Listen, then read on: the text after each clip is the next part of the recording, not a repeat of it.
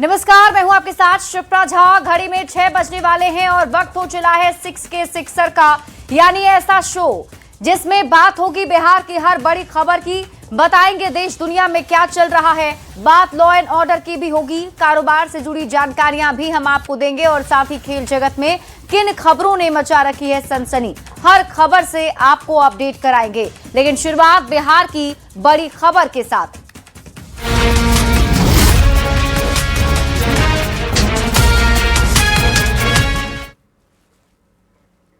लालू प्रसाद के बड़े बेटे तेज प्रताप यादव आज बिहार के उप मुख्यमंत्री विजय कुमार सिन्हा के आवास पर मकर संक्रांति के अवसर पर आयोजित चूड़ा दही भोज में पहुंचे। तेज प्रताप यादव ने यहां पर विजय सिन्हा के तिलकुट को खाकर उन्हें मकर संक्रांति की बधाई दी। तेज प्रताप यादव ने मकर संक्रांति में भोज में शामिल होकर कहा, मकर संक्रांति के भोज में नया कुछ हो जाता है। मैं अपना धर्म निभाने आया हूं, मैं घूमता फिरता रहता हूं। बीजेपी में शामिल होने पर तेज प्रताप यादव ने मना नहीं किया। तेज प्रताप यादव ने कहा, अगर बीजेपी में शामिल होने की बात होगी तो मीडिया को सूचित मैं करूंगा। तेज प्रताप यादव ने बीजेपी में शामिल होने की बात पर मुस्कुराकर जवाब भी दिया और कहा, अब ये बात मैं क्यों बताऊं।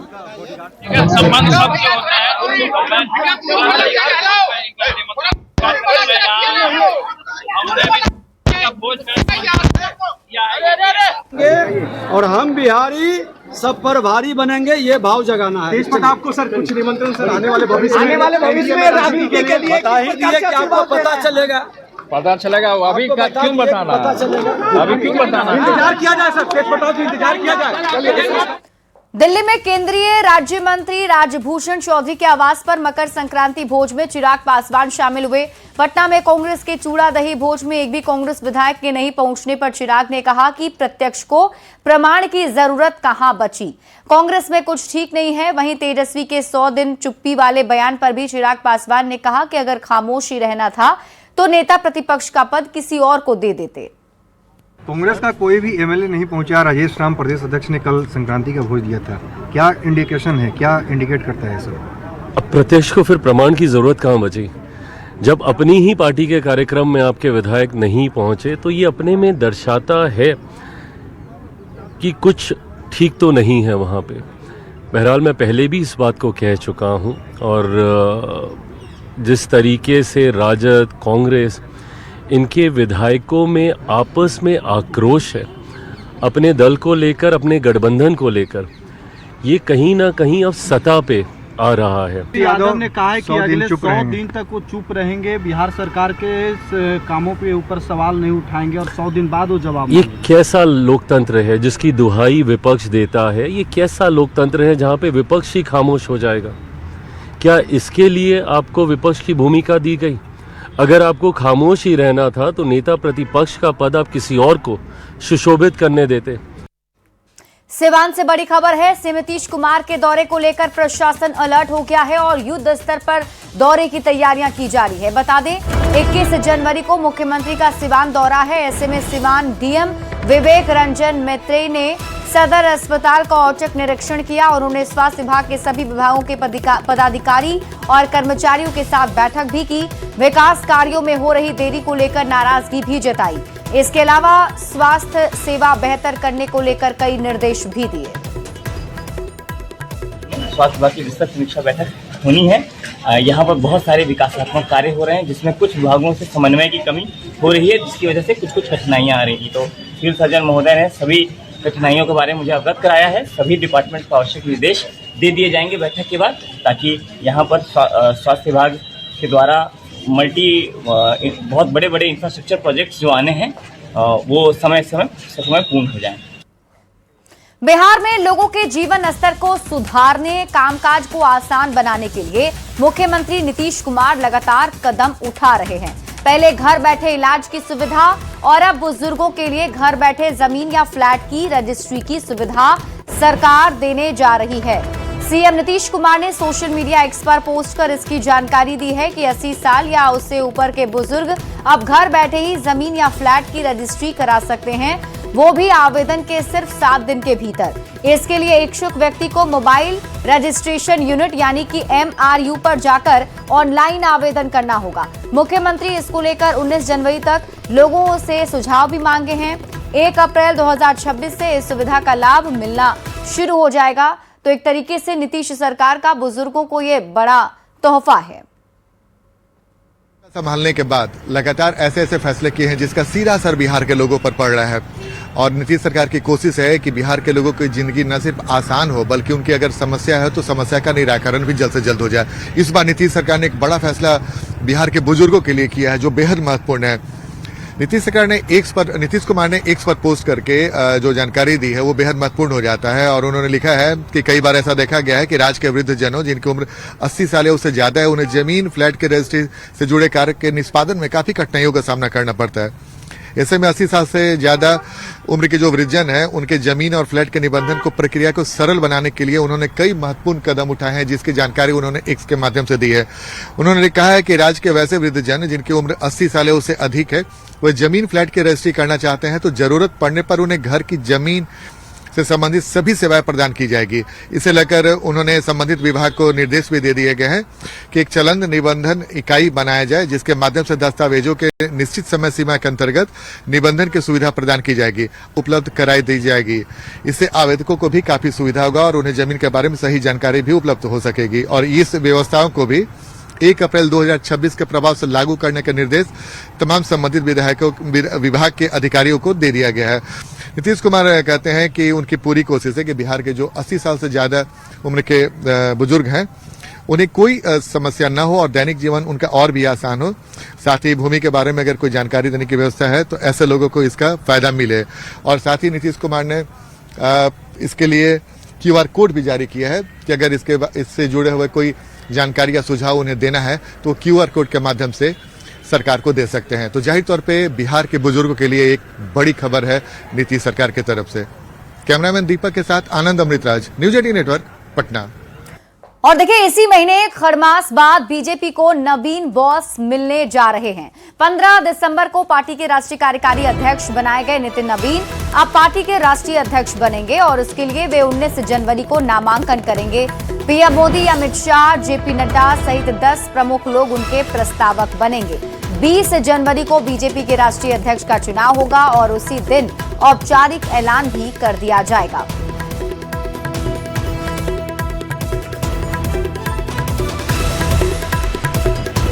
और इस बीच आपको बड़ी खबर बताते हैं, नीतीश कैबिनेट ने बड़ा फैसला लिया है और बिहार में आने वाली है नौकरी की बहार। इसके साथ ही मुंबई में बनेगा बिहार भवन। 314 करोड़ की लागत से बिहार भवन बनेगा। कृषि विभाग में 694 पद पर बहाली होगी। विभिन्न पदों पर बहाली को मंजूरी कैबिनेट की तरफ से मिल गई है। डेयरी, मत्स्य, पशु विभाग में भी बहाली होगी। 200 विभिन्न पदों पर बहाली की जाएगी और इसके साथ ही उच्च शिक्षा निदेशालय में 9 पद सृजित होंगे। सोन नदी के पानी का बंटवारा होगा।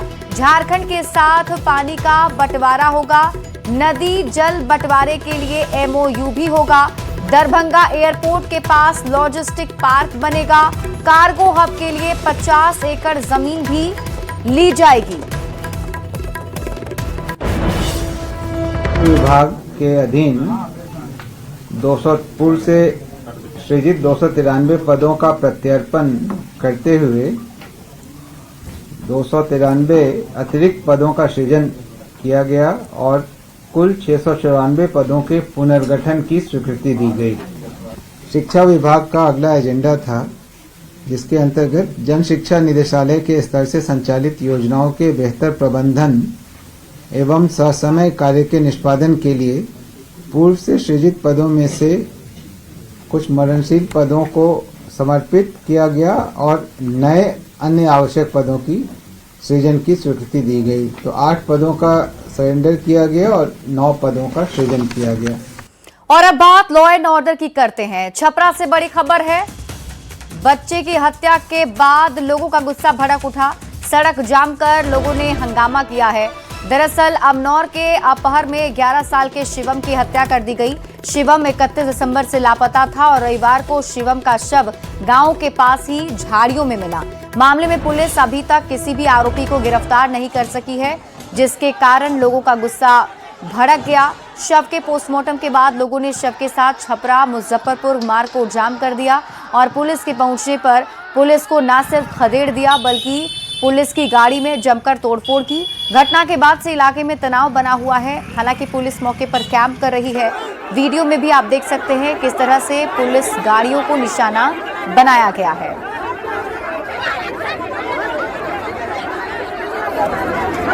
ये 3 तस्वीरें आपकी टीवी स्क्रीन पर आपको दिखा रहे हैं। पहली तस्वीर में आप देखिए आक्रोशित लोग किस तरीके से पुलिस के साथ ही उलझ गए और ये दूसरी तस्वीर पुलिस की गाड़ी को क्षतिग्रस्त कर दिया गया है, तोड़फोड़ की गई है। और ये तीसरी तस्वीर आपको दिखा रहे हैं, सड़क जाम करके लोग हंगामा करते हुए नजर आ रहे हैं। मामला बेहद संगीन है। निर्मम हत्याकांड हुई है हमारे घर के ही एक लड़के के साथ। अभी परसों का दिन है, लाश उसका मिला पास के 1-1.5 किलोमीटर की दूरी पर ही, ज्यादा दूर भी नहीं मिला है। और अब तक कोई गिरफ्तारी, एक भी गिरफ्तारी नहीं हुई है। उस पर एक्शन के नाम पर हम लोग को होते हुए कुछ नहीं दिखाई दे रहा है। बस लीपापोती किया जा रहा है। थाना का गाड़ी आ रहा है, घूम के जा रहा है। अभी क्या मांगे प्रशासन? अभी हमारी यही मांग है कि 24 घंटा के अंदर में, हम तो चाहते हैं कि 12 घंटे के अंदर में गिरफ्तारी हो जो भी शक के दायरे में है, और सख्त से सख्त कार्रवाई हो, स्पीडी ट्रायल चलाया जाए। पटना से बड़ी खबर मिल रही है। अमन शुक्ला हत्याकांड का खुलासा। हत्या में शामिल 3 अपराधी गिरफ्तार भी कर लिया गया है। शूटर को 5 लाख रुपए की सुपारी मिली थी और घटना में इस्तेमाल हथियार भी बरामद कर लिया गया। एक तरफा प्यार के कारण हत्या हुई थी।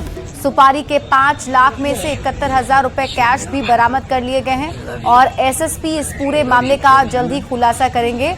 आपको बता दें कि 5 जनवरी को पत्रकार नगर थाना क्षेत्र में गोली मारकर अमन शुक्ला की हत्या कर दी गई थी। पटना में चुप रहो ना, देखो वीडियो बना रहा है। गोपालगंज से बड़ी खबर आ रही है, जहां निगरानी की टीम ने घूस लेते हुए राजस्व अधिकारी विजय कुमार सिंह को गिरफ्तार किया है। बरौली अंचल कार्यालय में छापेमारी के दौरान 6500 रुपए का रिश्वत ले रहा था। निगरानी डीएसपी नरेंद्र कुमार ने बताया कि बघेजी गांव के रहने वाले शैलेंद्र शाह के जमीन का दाखिल खारिज करने के लिए 10,000 रिश्वत की मांग की गई थी, जिसमें 6500 रुपए में डील हुई थी। मामले में गिरफ्तार राजस्व अधिकारी को टीम अपने साथ पटना लेकर गई। वास्तव में राजस्व अधिकारी के द्वारा रिश्वत की मांग की गई है, तो कांड दर्ज करने के बाद एक धावा दल का गठन हुआ, जिसका प्रमुख मैं हूं। और आज रंगे हाथ रिश्वत लेते हुए राजस्व अधिकारी पकड़े गए हैं और आगे की कार्रवाई के लिए हम लोग इनको लेकर जाएंगे। सासाराम से आपको बड़ी खबर बताते हैं, जहां पुलिस ने लूट की कोशिश नाकाम कर दी है। आरोपी गोविंदा सोनकर गिरफ्तार किया गया है। कट्टा, पिस्टल, कारतूस भी बरामद किया गया। मौका पाकर 2 अपराधी फरार हो गया। तकिया इलाके में कार्रवाई हुई है। पुलिस अब मामले में जांच पड़ताल कर रही है और पुलिस पूछताछ और तलाश में जुटी हुई है। के द्वारा सूचना का सत्यापन एवं आवश्यक कार्रवाई हेतु जब घटनास्थल पर पहुंची तो पुलिस को देखकर अज्ञात कर्मी, जो अपराध कर्मी है, वो भागने लगे। भागने के क्रम में ही एक अज्ञात अपराध कर्मी को बलपूर्वक पुलिस के द्वारा पकड़ लिया गया, जिसकी पहचान गोविंदा सोनकर उर्फ बबुआ खटीक, पिता स्वर्गीय भरत सोनकर, मोहल्ला यूसुफचक तकिया, थाना सासाराम नगर जिला के रूप में हुई। बेतिया से एक अनोखा मामला सामने आया है, जहां यूपी से दियारा के रास्ते घोड़ों के जरिए शराब की तस्करी की जा रही थी। बताया जा रहा है कि घोड़ों को शराब ढुलाई के लिए विशेष रूप से प्रशिक्षित भी किया जाता है। नौतन पुलिस ने गुप्त सूचना पर कार्रवाई करते हुए मकरी टोला से 29 लीटर विदेशी शराब के साथ एक घोड़ा भी जब्त किया है और इस दौरान दक्षिण तेलुआ निवासी तस्कर रंगलाल यादव को भी गिरफ्तार किया गया। अब पुलिस पूरे मामले की जांच पड़ताल में जुटी हुई है और ये तस्वीर आपकी टीवी स्क्रीन पर आपको दिखा रहे हैं, जिसमें आप देखिए पुलिस की टीम ने इस घोड़ा को जब्त किया है। घोड़े के जरिए तस्करी कराई जा रही थी और ये भी बताया जाता है कि घोड़ों को इसके लिए प्रशिक्षित भी किया जाता रहा है।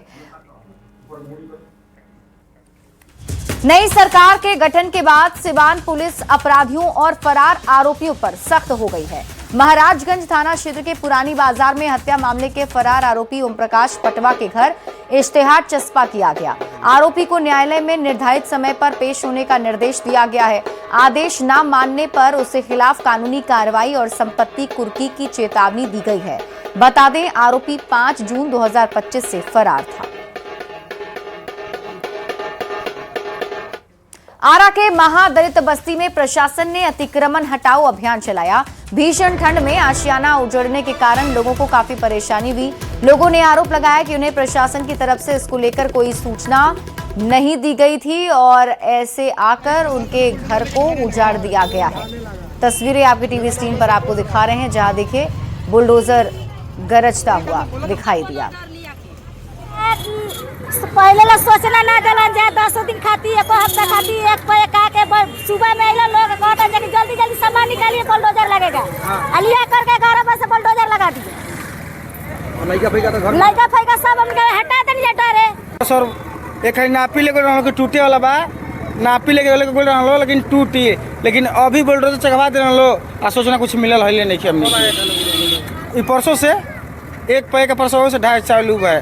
हम लड़की के दिन रहे 5 महीना में आ घर द्वार है नहीं कि गरीब आदमी। हाँ, यहीं से शादी करते थे। घर जब घर हैं पता यहीं पर करेंगे। और आइए अब नजर डालते हैं देश दुनिया की खबरों पर।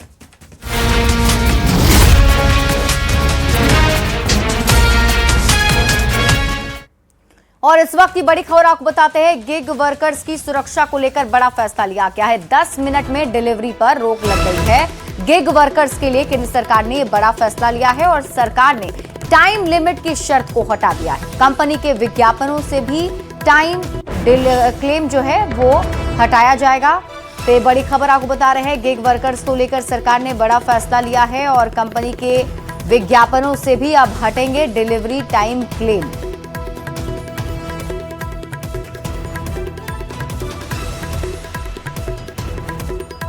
आवारा कुत्तों के मामले पर सुप्रीम कोर्ट में आज सुनवाई के दौरान बड़ा फैसला लिया गया। सुप्रीम कोर्ट की बेंच ने कुत्ते के काटने पर मुआवजा देने का आदेश दिया है। सुप्रीम कोर्ट ने चेतावनी देते हुए कहा कि कुत्तों के काटने किसी बच्चे या बुजुर्ग की मौत या चोट लगने और उसकी मौत हो जाती है तो राज्य सरकार उसे मुआवजा देगी। सुप्रीम कोर्ट में जस्टिस विक्रम नाथ ने मामले पर सख्त टिप्पणी करते हुए डॉग लवर्स और फीडर्स से पूछा कि क्या आपकी भावनाएं सिर्फ कुत्तों के लिए है, इंसानों के लिए नहीं। आवारा कुत्तों के मामले में सुप्रीम कोर्ट ने चेतावनी दी कि कुत्तों के काटने किसी बच्चे या बुजुर्ग की मौत या चोट लगने पर राज्य को कुछ न कुछ करने के लिए मुआवजा देना पड़ सकता है। जस्टिस विक्रम नाथ ने कहा कि जो लोग कहते हैं कि वे कुत्तों को खाना खिलाते हैं, उन्हें भी जिम्मेदार ठहराया जाएगा। उन्होंने कहा कि ऐसा करो, उन कुत्तों को अपने घर ले जाओ। सुप्रीम कोर्ट ने सवाल किया कि कुत्ते इधर उधर गंदगी क्यों फैला रहे हैं, लोगों को क्यों काट रहे हैं, डरा रहे हैं। आर्मी चीफ उपेंद्र द्विवेदी ने पाकिस्तान को सख्त चेतावनी देते हुए कहा है कि पाकिस्तान ये कभी ना भूले कि ऑपरेशन सिंदूर अभी जारी है। भविष्य में किसी भी दुस्साहस का भारत की तरफ से कड़ा जवाब दिया जाएगा। आज सालाना प्रेस कॉन्फ्रेंस में बोलते हुए सेना प्रमुख ने कहा कि हालात पर सेना पूरी तरह नजर बनाए हुए है। उन्होंने 2 टूक शब्दों में चेतावनी दी कि अगर कोई भी गलत कदम उठाया गया तो उसका रिस्पॉन्स दिया जाएगा। जनरल उपेंद्र द्विवेदी का ये बयान ऐसे समय में आया है जब ऑपरेशन सिंदूर को लेकर सुरक्षा एजेंसियां पूरी तरह अलर्ट पर हैं। आर्मी चीफ ने कहा कि ऑपरेशन सिंदूर एक ऐसा उदाहरण है जिसमें तीनों सेनाओं ने राजनीतिक निर्देशों के तहत पूरी तरह स्वतंत्र तरीके से कार्रवाई की। ये तीनों सेनाओं के बीच समन्वय का सबसे बड़ा उदाहरण था। A clear decision to respond decisively was taken at the highest level. Op Sindoor was conceptualized and executed with precision. Through 22 minutes of initiation on 7th May and an orchestration that lasted 88 hours up to 10th May, the operation reset strategic assumptions by striking deep, dismantling terror infrastructure and और इसी के साथ इस bulletin में अभी के लिए बस इतना ही। आप देखते रहिए न्यूज़ 18 बिहार झारखंड।